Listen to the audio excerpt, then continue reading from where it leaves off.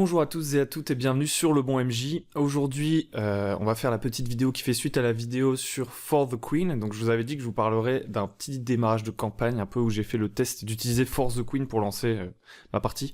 Donc si vous vous souvenez plus du concept de For the Queen, je vous invite à aller voir la vidéo précédente, comme ça m'évite de tout réexpliquer. Et puis en fait, dans cette vidéo, je vais en profiter pour parler de démarrage de campagne. J'ai fait beaucoup de vidéos sur comment démarrer des campagnes, c'est parce que j'ai toujours mon syndrome un petit peu de recommencer toujours des nouveaux trucs. Et donc voilà, une fois n'est pas coutume, nous allons parler de nouvelles campagnes. Et en fait, j'aimerais en profiter pour vous montrer qu'il y a plusieurs manières de démarrer votre campagne de jeu de rôle, en particulier si vous êtes débutant, et pour désacraliser un peu la campagne, vous aider peut-être si vous n'arrivez pas à commencer à jouer, peut-être que ça fait plusieurs mois que vous vous dites « Ah, j'aimerais bien lancer une campagne de jeu de rôle », que vous êtes débutant, que vous ne le faites pas. Certains vont trouver ça ridicule, moi je comprends parfaitement, parce que je suis de nature un petit peu introverti, un peu perfectionniste, enfin, parce que moi j'ai tendance à parfois accorder trop d'importance à une campagne, à un truc, et du coup ça va mettre des bâtons dans les roues plutôt que m'aider. Ça va faire que je vais mettre plus de temps à la lancer, que je vais avoir des attentes trop élevées parfois qui vont faire que je vais être perpétuellement déçu. J'exagère un petit peu le trait parce que je suis pas vraiment comme ça à fond, ça va. Je sais ce que c'est parce que je le suis un peu, et il y a peut-être des gens derrière qui regardent cette vidéo qui sont extrêmement perfectionnistes ou qui se mettent beaucoup de pression, etc. Et du coup, je veux vous montrer qu'il y a des moyens de commencer à jouer au jeu de rôle ou de lancer des campagnes, voilà, tout à fait plus simple, plus efficace si vous voulez passer à l'action finalement et arrêter d'attendre. Et donc je vous propose un peu trois manières de démarrer une campagne ou de démarrer le jeu de rôle plus globalement, enfin, 3 trucs pour lancer des parties. J'ai des petits cheveux là, je viens de chez le coiffeur. Donc la méthode classique, entre guillemets, celle dont j'ai déjà beaucoup parlé sur la chaîne, c'est quand même une méthode assez velue. Vous allez faire une session 0, donc on en a déjà parlé, j'ai jamais fait de vidéo 100% consacrée à la session 0, mais on pourra en faire une. En gros, la session 0, je pense c'est important, surtout si vous avez décidé avec des gens que vous connaissez pas très bien, avec qui vous avez rarement beaucoup joué, de vous rassembler tous ensemble et de faire une campagne ensemble. La session 0, elle a un peu deux fonctions. Il y en a une, c'est d'exprimer les attentes, de poser des règles, de s'organiser, etc. pour jouer au long terme. Et la deuxième, c'est de créer les personnages, créer l'univers, faire en sorte que les joueurs participent à la création de l'univers. C'est un peu un gros travail préparatoire. En fait, ces deux choses, elles peuvent être un peu indépendantes et elles sont pas obligées d'exister, ni de faire partie d'une session 0 en réalité. La session 0, c'est un outil, vous pouvez le bricoler. C'est pas une condition sine qua non du jeu de rôle. Donc cette méthode un peu classique, elle rassemble ces deux trucs dans la session 0. Et en fait, si vous connaissez bien vos joueurs, vous avez peut-être plus besoin à chaque fois de faire une session spéciale pour vous organiser, pour que chacun exprime ses attentes, les choses qu'il veut pas voir dans la partie, etc. Vous commencez à vous connaître, vous pouvez un peu gagner du temps là-dessus, le faire à travers des small talk, si vous voyez ce que je veux dire, si vous êtes américain, c'est-à-dire vous êtes potes et tout, donc en fait, certainement que vous parlez déjà de ces choses-là, que vous n'avez pas besoin d'une session particulière pour ça. La deuxième facette de la session 0 dont on parlait, c'est le truc de créer l'univers, créer les personnages, présenter tout aux joueurs, leur expliquer les règles, faire une sorte de grosse session avant de commencer, une sorte de partie en amont. Ça aussi, c'est facultatif en réalité, c'est-à-dire que vous pouvez très bien commencer une campagne sur le pouce et voir où ça va vous mener, plutôt que de, travailler tout ça en amont et de faire finalement un peu monter la pression que vous vous mettez sur les épaules en tant que MJ en quelque sorte.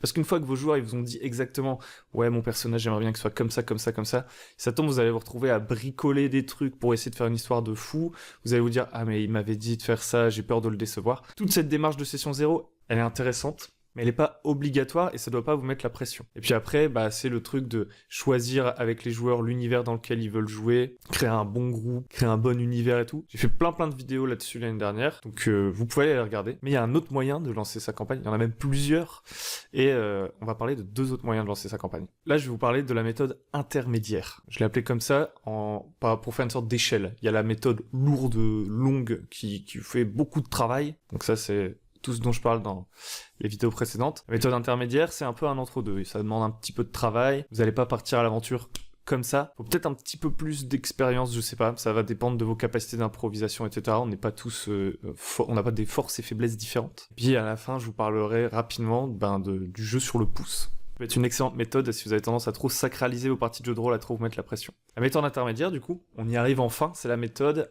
à la For the Queen. C'est l'idée que vous allez faire émerger des choses le soir même où vous allez commencer à jouer. Donc il faut être assez fort en impro, mais pas être hyper fort non plus, parce que vous allez un peu cadrer le truc, ce qui va vous aider à vous lancer.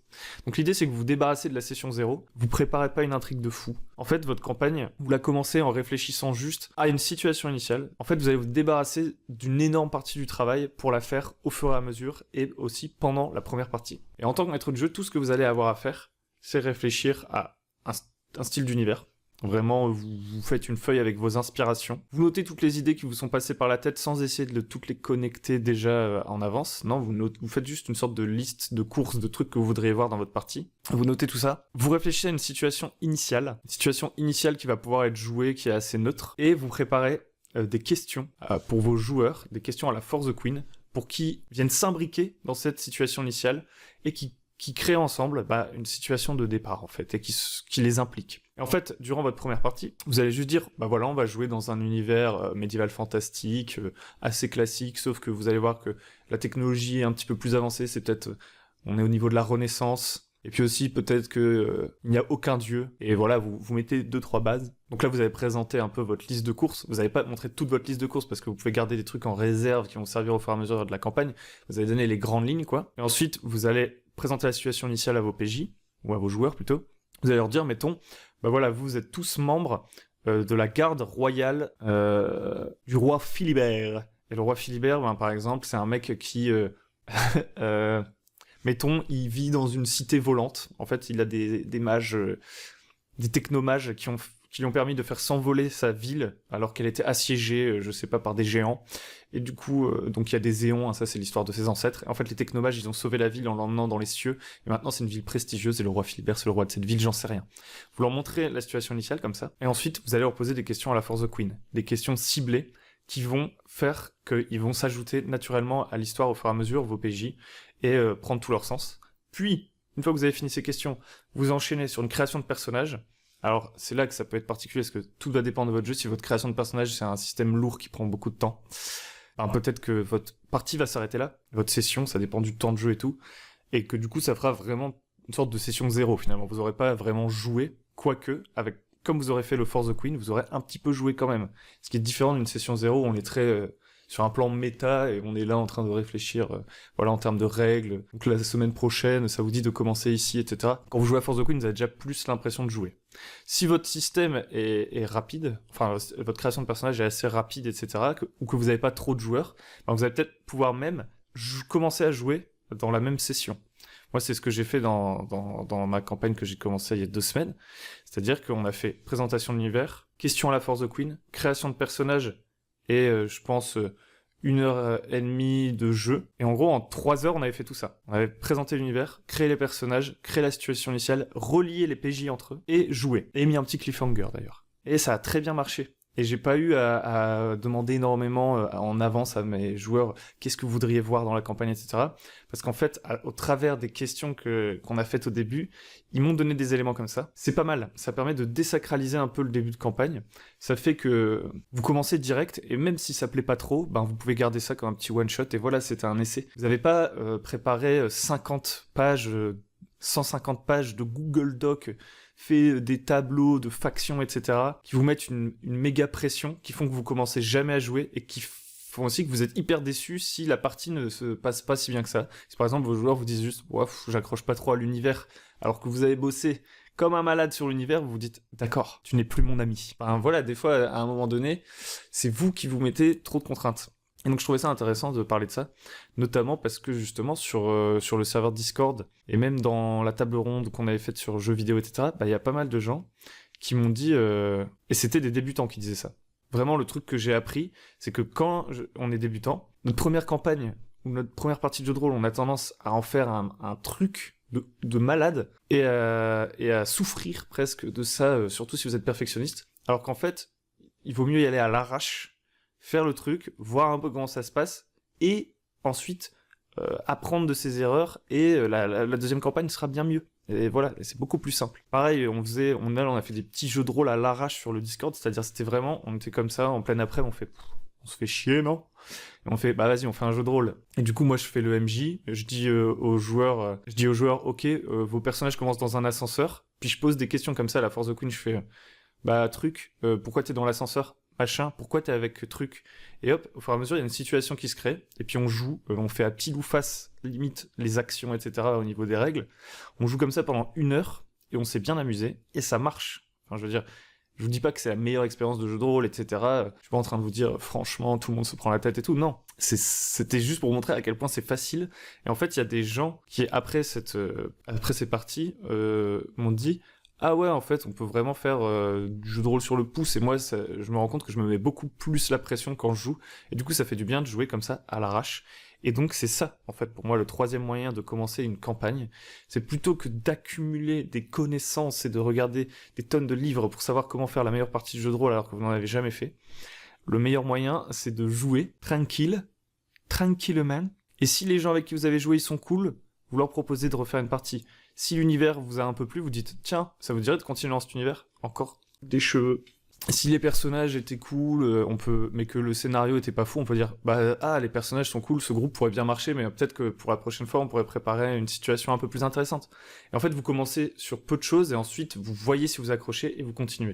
Et c'est pareil pour moi, au final, je pense qu'un des trucs qui faisait que je recommençais souvent mes campagnes, c'est que j'avais tendance à sacraliser un peu le truc, à me dire, cette fois-ci, c'est la bonne, et à chaque fois, être un peu déçu, comme si j'avais mis la barre trop haut, alors qu'en fait, simplement en jouant, en se disant, allez, on fait un petit one-shot, des fois, c'est là que vous vous rendez compte, tiens, il y a une petite étincelle dans ce one-shot, il y a quelque chose, et là, on pourrait faire une campagne. Plutôt que pendant 2 mois préparer un truc, pour que finalement, ce soit un peu moyen. Il y a qu'en jouant que vous allez savoir si la campagne a un vrai potentiel. C'est pour ça que je pense que tout ce qui est world building, etc., c'est ultra intéressant. Toute la théorie, toutes les techniques de MJ, c'est super cool, mais c'est des choses qui s'utilisent quand on joue, pendant qu'on joue, au fur et à mesure de la campagne, créer des trucs et tout. Et d'ailleurs, si vous regardez des écrivains, je sais pas, comme Stephen King par exemple, même lui qui écrit des bouquins, il dit que quand il commence un livre, il sait pas exactement où il va. Et en fait, c'est comme ça, je pense qu'il faut faire du jeu de rôle, si vous voulez vous mettre un peu moins la pression. Ça n'empêche qu'il y a plein de choses à apprendre et que vous pouvez toujours vous améliorer, etc. Mais le mot améliorer prend tout son sens ici. Le but, c'est pas d'être parfait dès le début, c'est de s'améliorer au fur et à mesure. Et oui! Donc voilà, cette vidéo est beaucoup plus longue que ce que je pensais, on a beaucoup parlé. Je vous invite à tester comme ça, même si vous êtes vachement informé, à tester de lancer des campagnes un peu plus à l'arrache. Et puis si ça marche pas, vous arrêtez, vous en relancez une à l'arrache, jusqu'à ce que vous ayez fait plusieurs tests, vous ayez testé plusieurs systèmes de règles, et puis que vous soyez fait plaisir finalement. Très certainement, vous serez bien amusé pendant tout ce temps. C'est le chemin qui compte, pas la destination. Pour terminer, je vais vous montrer vite fait ce que j'ai fait en tant que préparation pour ma petite campagne post-apo, vite fait pour que vous voyez ce que ça donne, à quel point il y a finalement pas grand-chose de préparé à l'avance. Et très sincèrement, ça a très bien marché. Bon, je vous montre ça à l'arrache, mais là, vous voyez bien que j'ai pas préparé grand-chose. Donc ça, c'est ce dont je vous parlais, un peu l'approche intermédiaire. Là, c'est un OneNote. OneNote, c'est super cool. Hein. D'ailleurs, si vous connaissez pas, pour tout simplement le jeu de rôle, je trouve que c'est très adapté. Parce que vous pouvez faire des petites sections comme ça. Donc là, mettons, on a commencé à jouer, je leur ai dit, lundi, on joue un jeu de rôle, je leur ai même pas dit le thème. Ils m'ont fait confiance, c'était avec deux joueurs investis, qui aiment bien faire du jeu de rôle. Et donc, paf, situation initiale, grande trame, là, c'est mes notes, quoi. Ça, c'est ok, les PJ vivent dans un hameau, vraiment, ils sont isolés, c'est la comté, quoi. Et le reste du monde est dévasté, et ils vont partir de chez eux, et ils vont aller voir ce qui se passe. Là, c'est des idées de faction. Vous voyez, par exemple, c'est un truc post-apocalyptique, j'ai pas réfléchi à pourquoi il y a l'apocalypse, parce que c'est pas ce que je veux raconter. Je pars pas dans des délires de fous, vraiment, je parle des trucs qui vont me servir à jouer, ou des idées que j'ai pas envie de perdre. Je note des trucs, mais pour l'instant, rien n'est connecté. Donc voilà, personne ne menace le hameau, blablabla. Et là, ensuite, on a fait qui êtes-vous? Donc ça, c'est ce que je leur ai lu au début de la partie, en gros. Vous avez grandi dans le hameau, blablabla, enfin vraiment minimaliste. Et ensuite on enchaîne sur des questions à la Force the Queen. Donc le conseil que je peux vous donner là par contre, pour les questions à la Force the Queen, c'est de faire des trucs assez ciblés, pour aller quand même dans la direction, grosso modo, de ce que vous voulez voir. Moi je veux que mes PJ ils quittent le hameau, globalement, c'est un peu l'idée. Que ce soit un jeu bac à sable où ils vont explorer une région, concrètement. Donc il me faut commencer à planter des petites graines qui vont mener vers ça. Donc les questions, en fait, chacun leur tour, mes PJ vont répondre. Donc premier PJ répond à cette question, ta famille est importante pour le hameau, pourquoi? Bah, lui, il commence. Moi, j'ai pas réfléchi à comment était le hameau. C'est à travers ces questions qu'on va savoir comment est le hameau et qui sont leurs personnages. On n'a pas réfléchi en amont. Et donc, du coup, ils construisent le hameau, ils construisent leurs personnages, ils construisent les liens de leurs personnages, ils vont même construire les moteurs de la campagne. Donc, ta famille est importante pour le hameau, pourquoi alors là, c'était ma joueuse, elle me dit ma famille, c'est une famille d'agriculteurs qui nourrit le hameau. Paf, on sait que le hameau, il y a des fermiers et tout, donc c'est quand même un truc un peu installé. Tu viens un peu en marge du hameau pour quelle raison? Deuxième joueur, il va me dire, ok, moi je suis d'une famille de parias, on est des mecs qui vont ramasser des trucs dans la ville qui est en bas du hameau où il y a des débris et tout. Paf, une nouvelle accroche, etc., etc. Et plus vous avancez, plus vos questions se précisent. Au début, c'est des questions un peu larges, un peu vagues. Il faut un petit temps de chauffe pour que les PJ se mettent dedans. Et à la fin, vous allez vers des questions un peu plus avancées. Mettons, un jour, tu as aperçu une porte blindée sur le flanc de la montagne, qui est pas loin du hameau. Qu'est-ce qui t'a fait fuir? Et là, ça peut être, j'ai vu quelqu'un en sortir. Ça peut être, j'ai vu un robot. Ça peut être des monstres. Ça peut être un peu n'importe quoi. Mais ça montre que voilà, il y a une porte blindée qui pourrait leur permettre de traverser les montagnes et d'aller voir le reste du monde. Et eux, ils peuvent mettre un danger. Donc on est plus dans la construction là. Tu es reconnu comme le meilleur du hameau dans un domaine précis. Pareil, c'est un truc où là vraiment le mec va ajouter vraiment une des spécialités de son personnage vers la fin du mini-jeu de questions.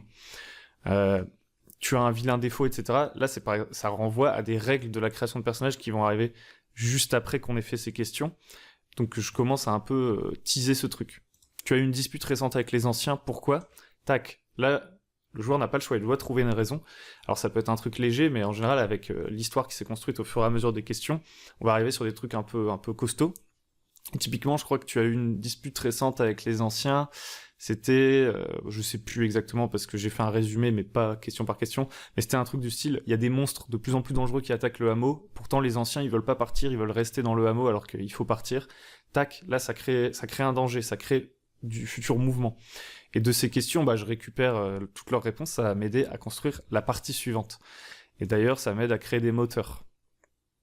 Vous voulez quitter le hameau, menace extérieure, blabla. Là, c'est aussi pareil. Ici, je leur ai donné une carte avec des abris. Ils pouvaient décider d'où il y avait des abris secrets sur la carte. C'est eux qui créent leur future destination. C'est eux qui se poussent eux-mêmes à partir.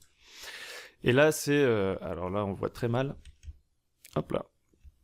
Là, c'est ce que j'avais prévu pour la première partie. Une fois qu'on a fini la création de personnages, etc., ça fait suite un peu à ma situation initiale qui est ici. C'est pour pouvoir jouer directement dès la première partie, sans session 0 et tout, on commence à jouer. Et là, c'est un petit... j'invente un PNJ, un danger, un truc qui vient un peu perturber le hameau, l'endroit où ils vivent. Et puis voilà, on joue. Et on a installé l'univers, créé les personnages, joué, on a lancé une campagne comme ça, très facilement, sans se mettre une méga pression. Et j'ai même réutilisé les questions après, pour la deuxième session, là c'est la deuxième session qui a eu lieu, eh bien j'ai réutilisé les questions à la Force the Queen pour remettre un peu de trucs. Je trouvais qu'il me manquait un petit peu de matière. Et j'ai remis des questions. À chaque ellipse, je peux rajouter des questions comme ça.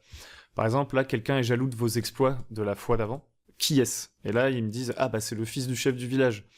Après l'hiver, vous avez prévu de partir. Donc là, je leur force légèrement la main. Je leur dis, vous avez prévu de partir. Ça fait partie de la campagne que je vous propose.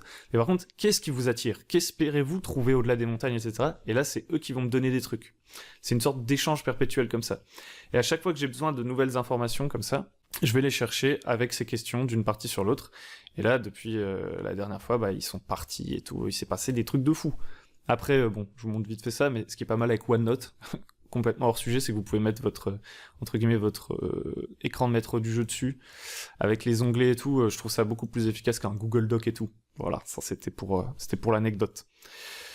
Donc voilà, on a beaucoup parlé, on s'est un peu perdu, mais j'espère que ça vous aura motivé à lancer votre campagne si c'est pas encore fait, motivé à relancer votre campagne si ça fait longtemps que vous n'avez pas joué, motivé à relancer votre campagne. J'espère que le petit truc OneNote et tout, ça vous aura donné des idées. J'espère finalement que la vidéo vous a plu.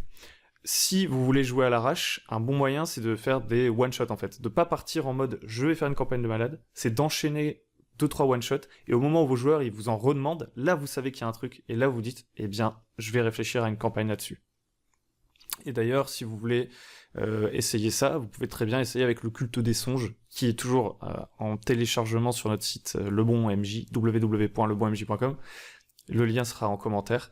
N'hésitez pas à venir sur le Discord aussi si vous voulez jouer un peu à l'arrache. Là, il y a eu je crois qu'il y a eu 3-4 parties faites à l'arrache cette semaine. Ça commence à créer un truc.